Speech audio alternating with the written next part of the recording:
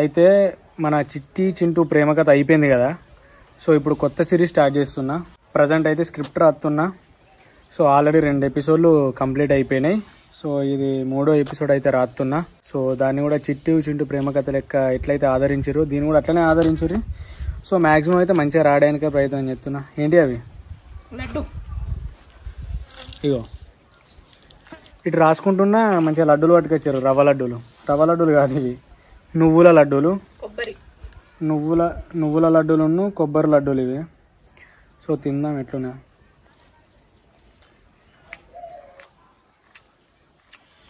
మంచిగా ఉన్నాయి, నెంబర్ ఎక్కున్నాయి.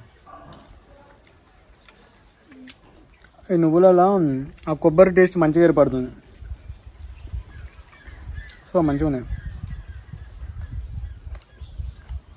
ఒక్కటి చాలు, కొద్ది ఆయన గురించి రాసుకోవాలి. ఫస్ట్ 950 450 9 బదులు 90 5 ఇవి 50 ఇవి 40. ఇక అమ్మ 600 రూపాయలు. ఓయమ్మ 600 రాఖీలు. ఓయమ్మలకు వాళ్ళకు తేరా మళ్ళా ఏం తెస్తారు? తెస్తారు కట్నం. మళ్ళీ దానికి చేంజ్ ఎట్లా 500 తీసుకుంటున్నావా అమ్మ? 100 ఇస్తాను వదినే. ఎవరమ్మా మీది? ఆర్నకొండనేనా? మా వాళ్ళు రాగంపేట కానీ ఉన్నారు, చుట్టాలు ఉన్నారు కదా. తక్కువకి ఇస్తేందమ్మా, చుట్టాలు ఉన్నారు.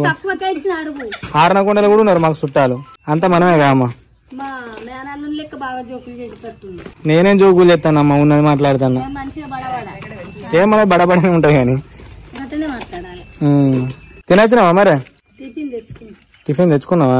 వీళ్ళకి ఇస్తే మంచిగా నేను వాళ్ళు విలువలే నేనే వచ్చిన. వీడు ఇచ్చినాడు, వీడు కొన్ని 2-3 తీసుకున్నారు.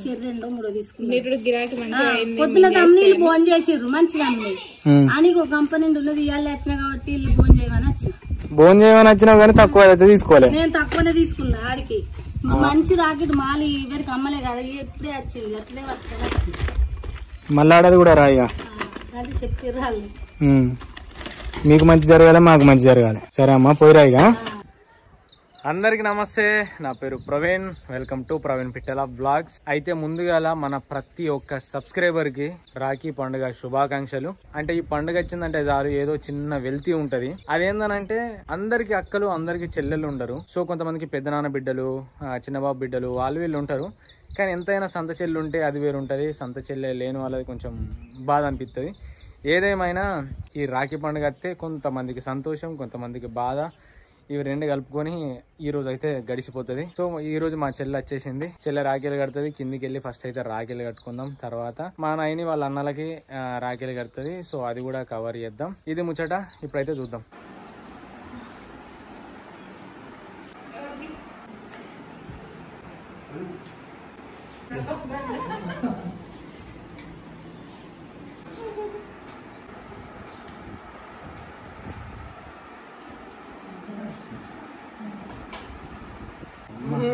రాఖీ సార్ వాచ్ ఉందా వాచ్? రే ఎవరు కట్టేది? అత్త అమ్మ ఏడురా కట్టాలి. వద్దు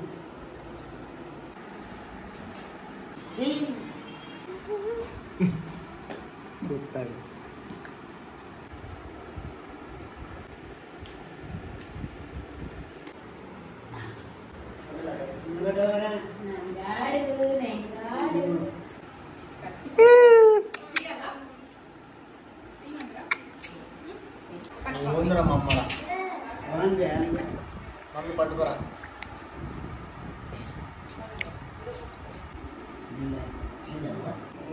ఫస్ట్ రాఖీ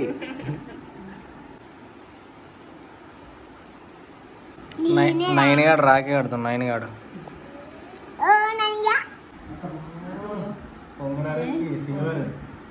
వచ్చిందా చెల్లె? నేను చెప్తలే రాదు.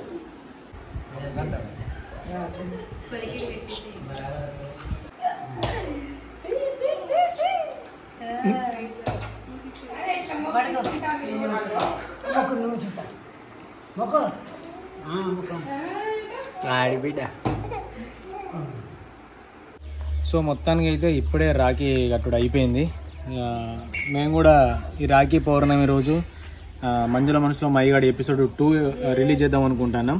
అందుకే ప్రజెంట్ అయితే ఎక్స్పోర్ట్ అవుతుంది.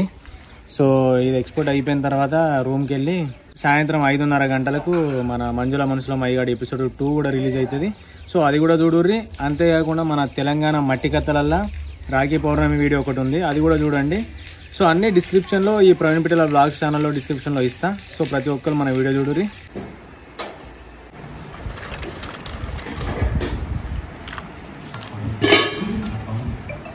చప్పగా ఉన్నారా బబ్బులు? బాగా ఉప్పు తింటున్నట్టు చప్పగా ఉన్నారు.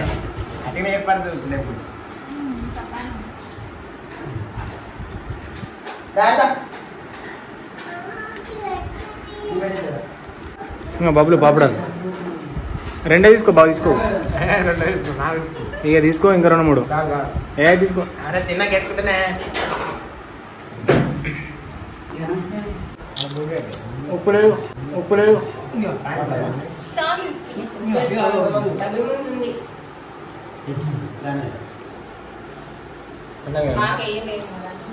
అన్న కలిపేనా